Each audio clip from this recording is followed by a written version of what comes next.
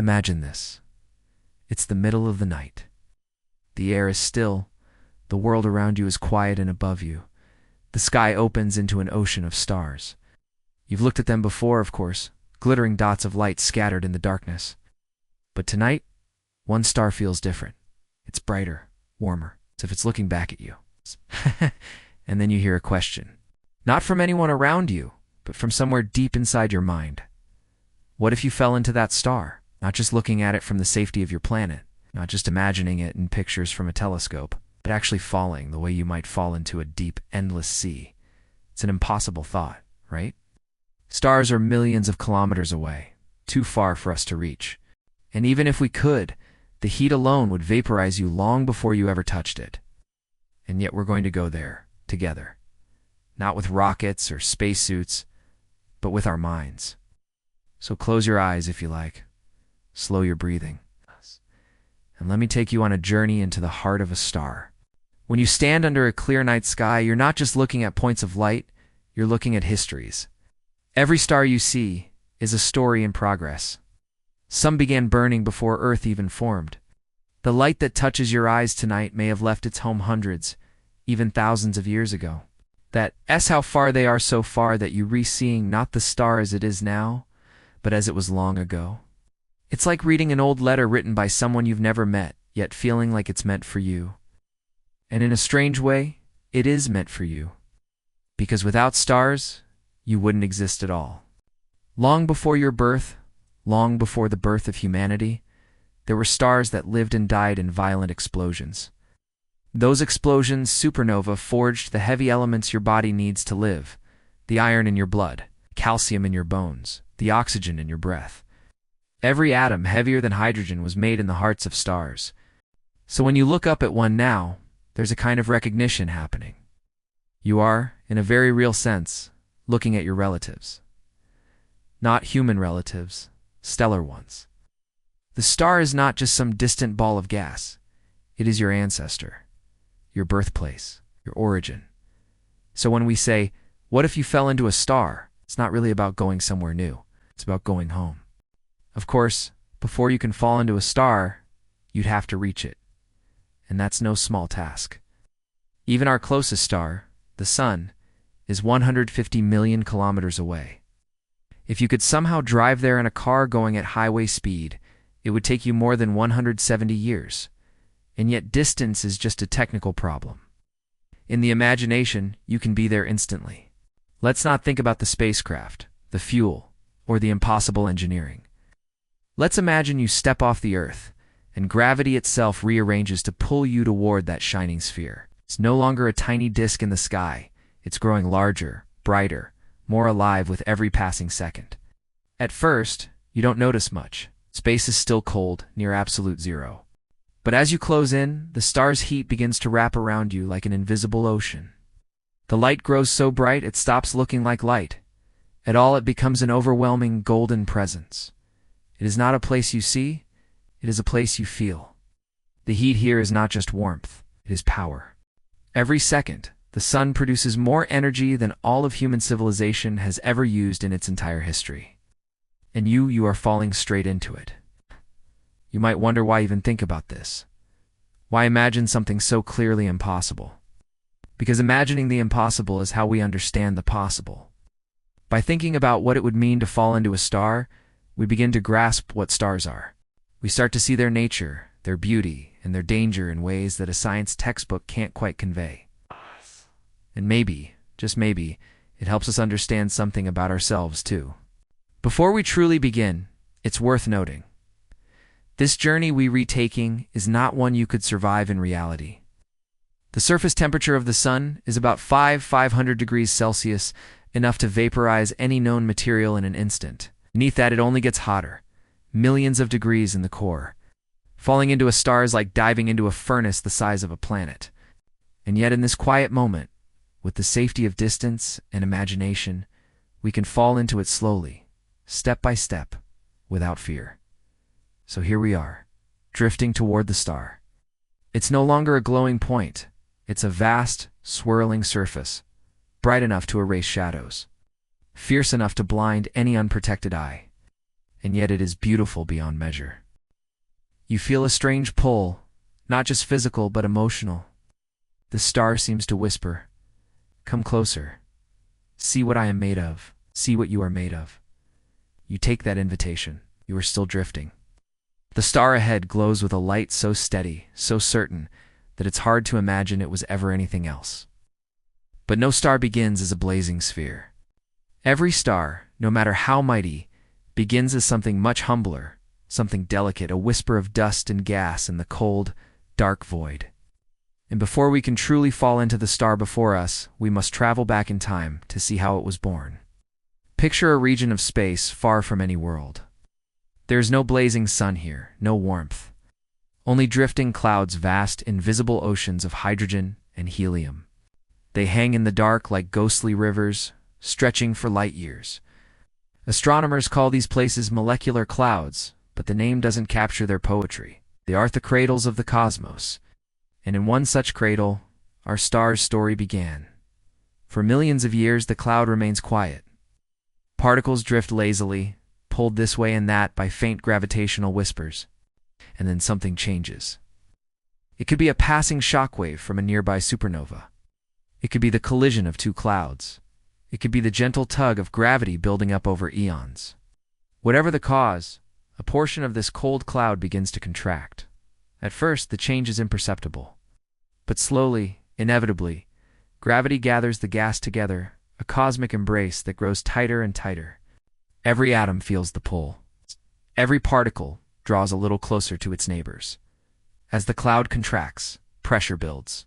Gas particles collide more often, and with every collision, they share a little energy, a little warmth. In the dark, the center begins to glow faintly at first, like the embers of a distant fire. This is the protostar stage. Our star is not yet a star. It does not shine with its own light, only with the heat of its birth contractions. But something incredible is about to happen. Gravity continues its relentless work. The core grows hotter, tens of thousands, then hundreds of thousands of degrees. And then a threshold is crossed. About 10 million degrees Celsius. At this moment, the unimaginable becomes reality.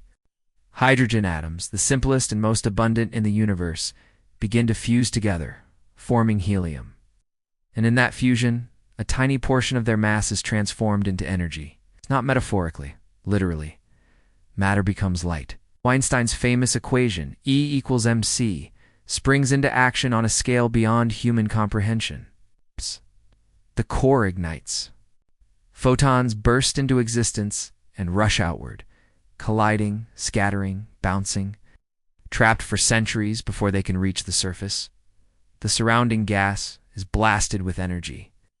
The inward collapse is halted, balanced perfectly by the outward push of radiation. And there, in a moment both violent and serene, a star is born. It will shine steadily for billions of years, burning its fuel in a delicate balance between gravity and light.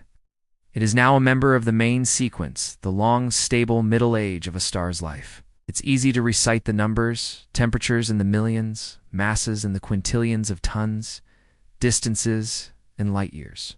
But these numbers hide the quiet miracle. Because every single star you have ever seen, every sun in every galaxy, went through this same tender beginning. The story of stellar birth is the same across the universe. Whether in a distant galaxy or right here in our cosmic neighborhood. And without this process, nothing else could exist. No planets, no oceans, no life. Billions of years ago, in the spiral arm of a young Milky Way, the sun began its life just this way. Its first light shone into a sky that held no earth, no moon, no human eyes to see it. It was simply there, a newborn flame in the great darkness. And over time, its light began to shape the space around it. Disks of dust formed, swirling into clumps, then into planets. On one of those planets, oceans formed. In those oceans, life began. And billions of years later, you looked up and saw it. Now, we return to where we left off, drifting toward the star not as an observer, but as a traveler. We know its history now. It is not eternal, but the result of a long, improbable chain of events. It was born from dust. It burns by the laws of physics. One day, it will die.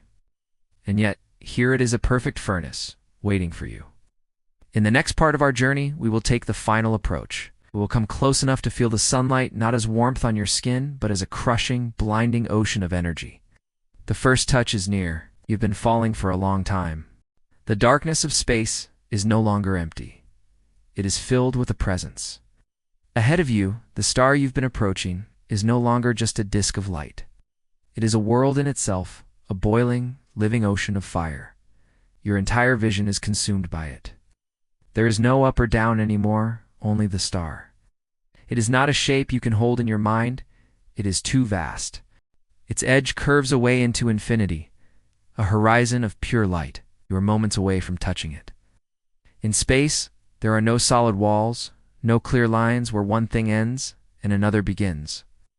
And yet every star has a boundary, not a physical surface, but a layer where its light is finally free to escape. Astronomers call it the photosphere sphere of light.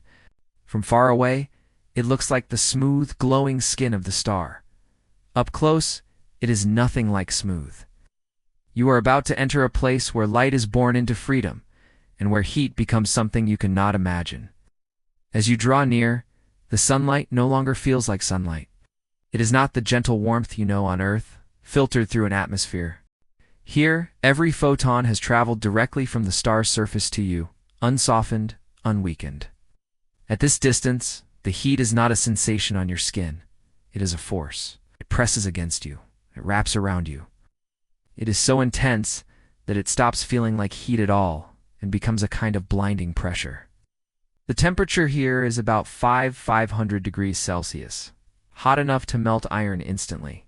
Hot enough to strip atoms apart before they even know they were together. If you could somehow see without burning away, the photosphere would look like a patchwork quilt of golden cells. Each cell is a granule, a rising column of hot plasma about the size of Texas. They bubble and boil, changing shape in minutes. Each one, a fountain of energy from the star's deeper layers. Between them, darker lines twist and writhe, cooler regions where plasma is sinking back down. It is not still, not for a moment. The star's surface is alive, restless, endlessly moving. The surface of the star is not solid. When you reach out to touch it, in imagination your hand does not land on anything. Instead, you pass through a layer of gas so dense and bright that it behaves like a liquid fire. In truth, the photosphere is only about 500 kilometers thick, a razor-thin shell compared to the star's size. And yet it is the only part of the star we can see directly. Everything below is hidden, wrapped in layer after layer of plasma. At this boundary, the star's light becomes a flood. Every square meter of the photosphere releases about 63 megawatts of energy, enough to power 60,000 homes. And you are surrounded by it in every direction. There is no shadow here, no shade to hide in. You are standing, if standing is even the word, in pure, unending daylight. And yet there is no sky above you, only more light. If this were real, your body would not survive even a fraction of a second. Molecules would tear apart. Atoms themselves would become stripped nuclei, scattered into the plasma. In a heartbeat, you would no longer exist in the form you know. And yet in this journey of the mind, we are not bound by such limits. Here we can linger, we can look around, we can learn. You notice something strange, a constant wind flowing outward from the star, even here. This is the solar wind, a stream of charged particles escaping the star's gravity, racing across the solar system at hundreds of kilometers per second. Every planet in the star's reach feels this wind. On Earth, it shapes auroras in the polar skies. Here, it is the breath of the star itself, hot, constant, and eternal. From time to time, a flare erupts, a sudden violent arc of plasma leaping into space. These are caused by the star's magnetic fields twisting and snapping. Up close, they are mountains of fire, taller than planets, rising and collapsing in slow, graceful violence. It is a reminder that the photosphere is not gentle. It is dangerous, unpredictable, a place where the laws of physics play at their extremes. You could hover here forever in imagination, but this is only the beginning of your fall. Beneath the photosphere lies the first true layer of the star's interior, the convective zone. Blazes and falls like a churning ocean, carrying heat upward. If you continue downward, You will be swept into currents larger than continents.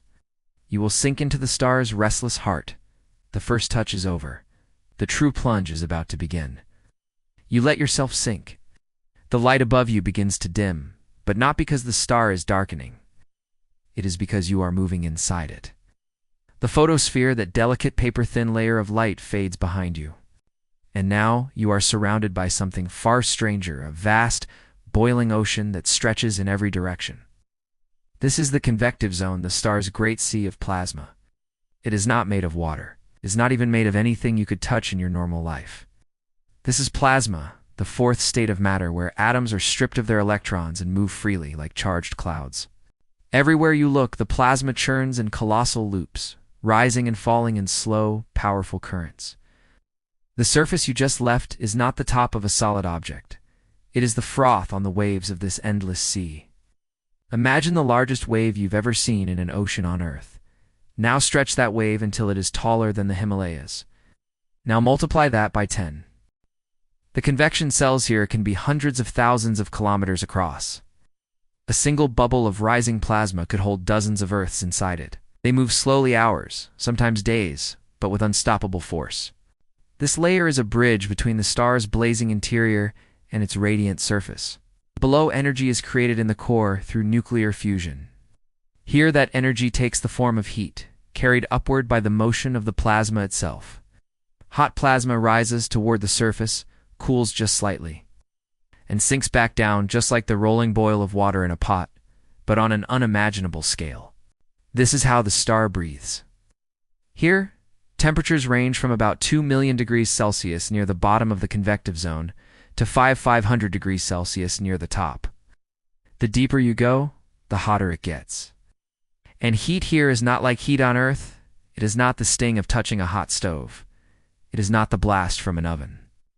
It is a pure, penetrating energy that moves through every particle, shaking it apart. If you were real here, no material, no shielding could protect you. The plasma would pass through you, breaking you down into your simplest components. Gravity here is not gentle. Above you lies the entire mass of the star's outer layers, billions of trillions of tons of material pressing downward. The pressure is hundreds of billions of times greater than Earth's atmosphere. And yet, you do not feel it as a crushing blow. You are part of the flow now, swept along in currents that pay no attention to the concept of up or down. If you could see with eyes that detect not just visible light, but all wavelengths, this place would be a storm of colors. Infrared glows from the rising heat, ultraviolet flares where magnetic fields snap and reconnect. In between, faint whispers of X-rays ripple through the plasma. It is not silent either. The star hums, not in air vibrations, but in pressure waves that travel through its body. Astronomers can listen to these sounds, using them to map the star's interior like sonar. There is no land here, no anchor point. You are surrounded entirely by moving matter, and it is easy to lose any sense of direction. But one thing is certain. The deeper you go, the denser and hotter the plasma becomes. Here, matter behaves in ways that seem almost alive. Loops of plasma twist into towering arcs, guided by magnetic fields. Whole regions rise together like continents, only to sink again over the course of days. The star's magnetic field is born here, in this roiling plasma. Every motion, every swirl of charged particles, creates currents. Those currents generate fields, and those fields shape the star's outer behavior. Sunspots, solar flares, and coronal mass ejections, all the drama we see on a star's surface, have their origins in this hidden ocean. You are floating inside the birthplace of stellar weather. Far below, you sense something drawing you inward. The light grows more diffuse, the pressure more intense, the motion of the plasma slower, heavier. You are leaving the convective zone, slipping toward the layer beneath it, a realm where heat moves not by churning motion but by pure radiation. It is the radiative zone, and it is unlike anything you've seen so far. The ocean of churning plasma above you fades. The turbulence quiets. The loops and swirls that once carried you up and down dissolve into stillness. It is as if you have fallen through the waves of a stormy sea into a depth so calm that even time seems to pause. You have entered the radiative zone. Here, there are no great currents to carry heat upward. No vast convection cells turning the star inside. Instead, energy moves in the most patient way possible, photon by photon, scattering through dense plasma. Every beam of light you have ever seen, sunlight on your face, moonlight on the ocean, the flicker of a candle may have started its journey here in a place where light cannot move freely. If a photon could think, it would know nothing of speed here. Though light travels at 300,000 kilometers per second in a vacuum, in this place, a photon can move only a few millimeters before being absorbed and re-emitted by another particle. Step by microscopic step, it is knocked off course, sent wandering in a drunken path toward the surface.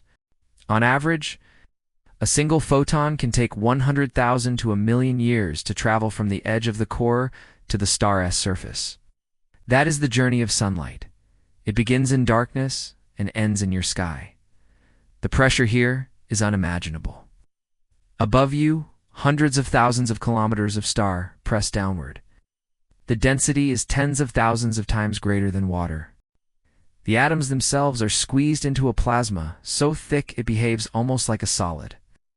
And yet, despite this crushing environment, there is no noise, only a deep, low hum, the vibration of the star itself. As you sink deeper, the heat rises past 7 million C. The plasma here is not yellow, it's not orange, but a blinding white blue in every direction, invisible to normal eyes. You cannot see here in any human sense. Instead, you feel the presence of photons all around you, pressing outward, eager to escape. It is strange. The convective zone above felt alive, chaotic, almost stormy. But here, the stillness is absolute. The only movement is the patient transfer of energy from one particle to another. Over and over again, like whispers passed through an endless crowd. This is not wasted time. It is the quiet labor that allows a star to shine. If you could hear with the ears of physics, you would notice that the star is playing a symphony. Waves of compression rippled through its body, like sound traveling through a drumhead the size of 1,000,000 Earths. Astronomers call this helioseismology, the study of a star's vibrations. From these waves, scientists can deduce the size, density, and temperature of layers they can never see. The star is speaking.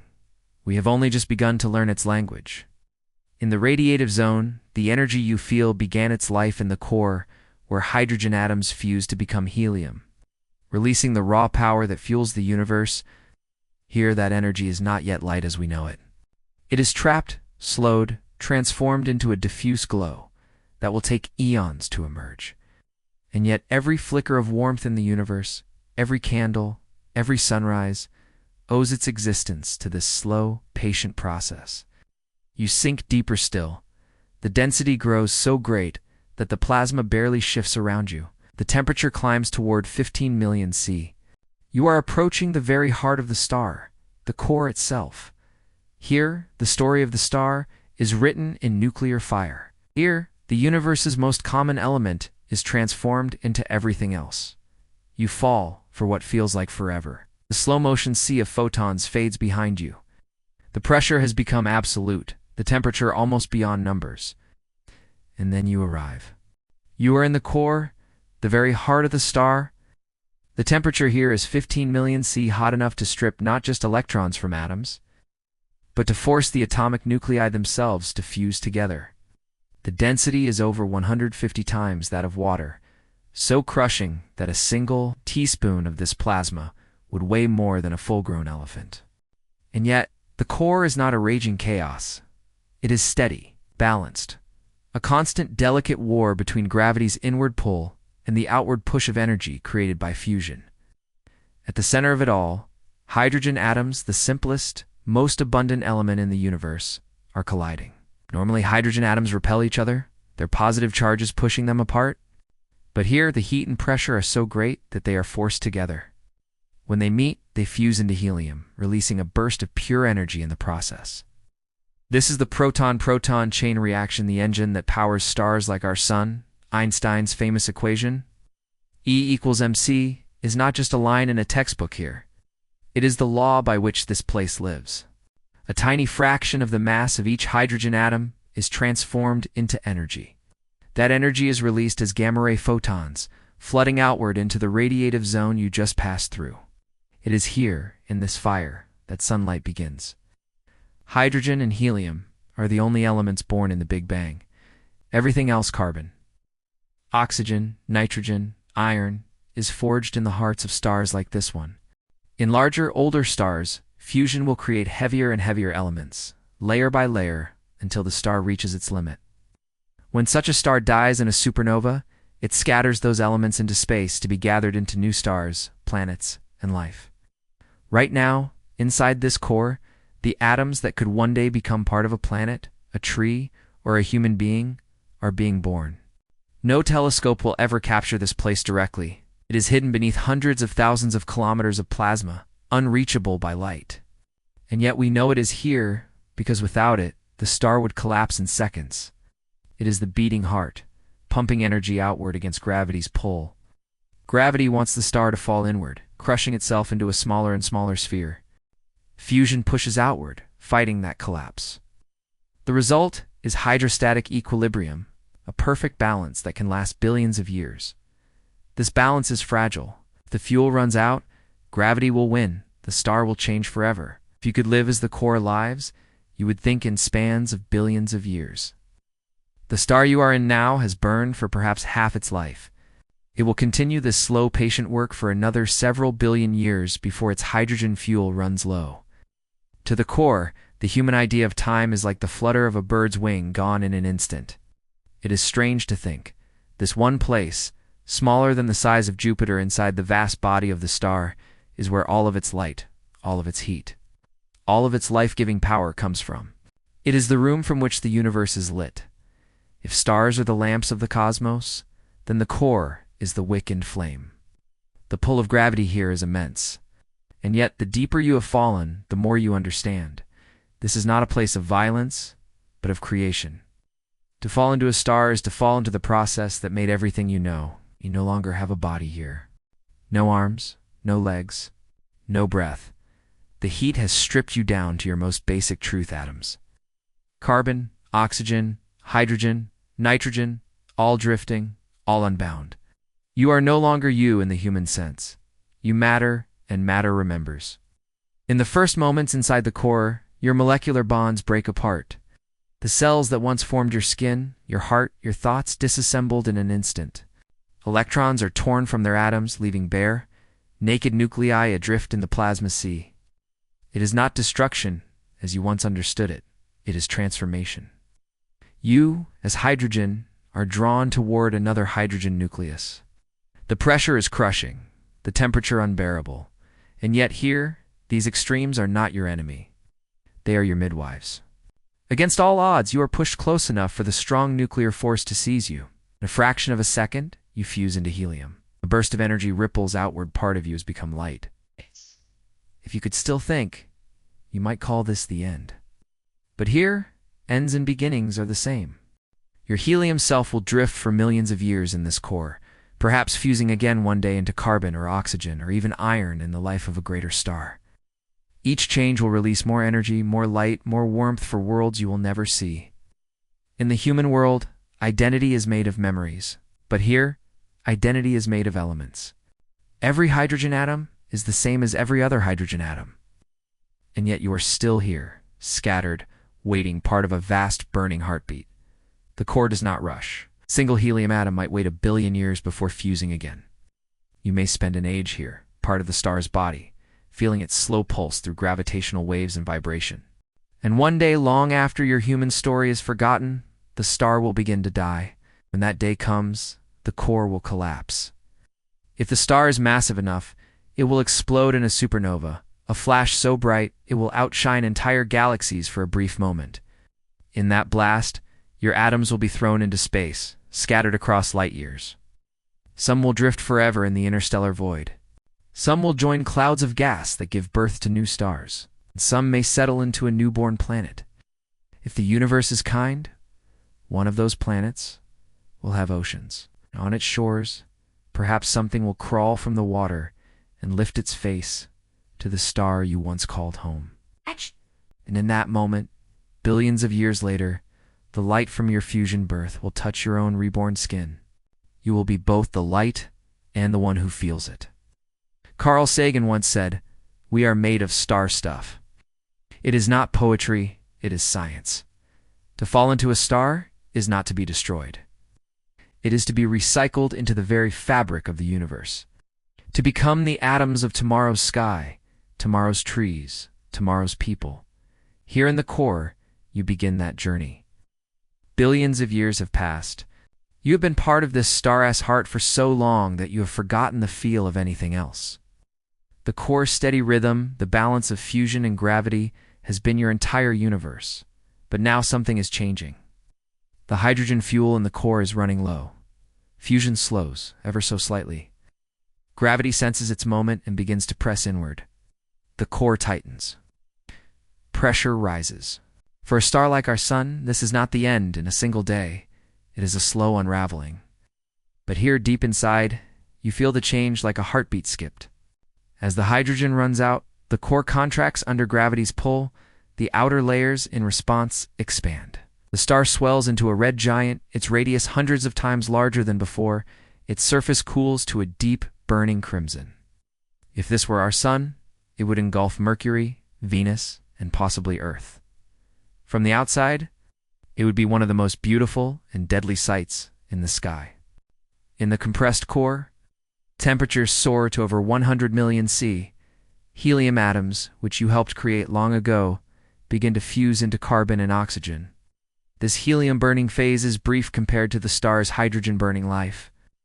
And just as before, each fusion releases energy, but now the balance is more fragile, more desperate. As the star grows unstable, it begins to shed its outer layers in slow, graceful waves. These clouds of glowing gas expand outward into space, forming what astronomers call a planetary nebula. From within, it feels like the walls of your world are melting away, leaving only the core exposed to the cold dark. For a star like our sun, the end is not an explosion, but a sigh. The outer layers drift off entirely, leaving behind the bare, hot core, a white dwarf, no larger than Earth but with half the sun's mass. Here, there is no more fusion. No more birth of elements, just the slow cooling of a once great fire. When the star shed its layers, it carried you, your atoms, out into space. You are free again, drifting in the interstellar medium, surrounded by other fragments of the star's body. For the first time in billions of years, you can see the stars, the galaxies, the blackness of space. You are dust, but you are everywhere. Perhaps you will remain adrift forever.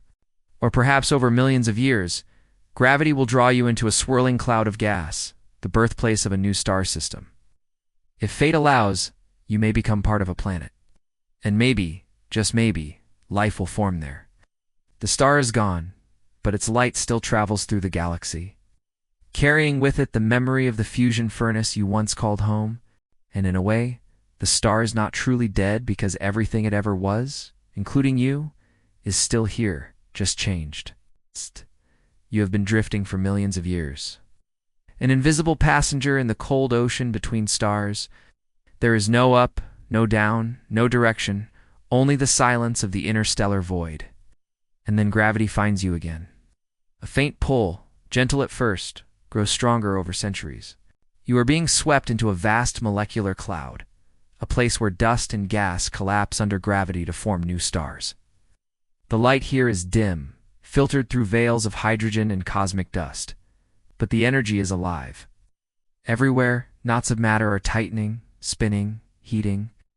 You are no longer drifting aimlessly, you are spiraling inward toward a center of creation. At the heart of the cloud, a protostar is forming. Its gravity pulls in everything nearby. Hydrogen, helium, carbon, oxygen, metals, and you. The closer you get, the more you feel the temperature rise. But this time, you are not heading for the core. This time, you settle into the swirling accretion disk, a flat, rotating sea of dust and gas that will one day become planets, moons, asteroids. In the disk, grains of dust stick together through static electricity. Tiny pebbles form, colliding and merging into larger rocks. The process is slow, chaotic. Some pieces shatter, others grow. Through countless impacts, you become part of a massive boulder, then a protoplanet. You have shape now, a home. Over millions of years, this world cools and hardens. Volcanoes erupt. Seas appear. Atmospheres form. You're buried deep in the planet's crust, a silent witness to the rise of weather, oceans, and storms. And then something extraordinary begins. Rain falls for thousands of years. Rivers carve valleys. Lightning strikes pools of water rich in carbon and other elements. Here, chemistry becomes biology. Simple molecule forms, then another, until the first fragile cells take shape. You, once a particle inside a burning star, are now part of the rocks and soil feeding this newborn life. Perhaps you dissolve into a stream, drift into the roots of a strange alien plant. The plant uses you to build its leaves, its stem, its flowers. One day an animal eats the plant. And now, for the first time in billions of years, you are part of a living creature. You can feel sunlight again, though not as pure fusion light, but as warmth on skin. The creature you're inside may not know what a star is, may never understand the universe. But one night it lifts its head and gazes at the sky. Somewhere up there is the light from the star you once called home. And in that moment, you have come full circle from stardust to life, from life back to the stars. Billions of years. That's how long your journey has taken. You began as dust scattered, unremarkable. You fell into a star and became part of its beating heart. You were burned, transformed, reborn. You have seen the end of a star and the birth of another world. And now you have become part of life itself. We think of falling into a star as destruction, an ultimate end. But here, inside the rhythm of the cosmos, there is no true ending. Matter changes, energy flows. Everything you are is carried forward. Even death. Here is just a change of state. The universe breathes in cycles. Clouds collapse into stars.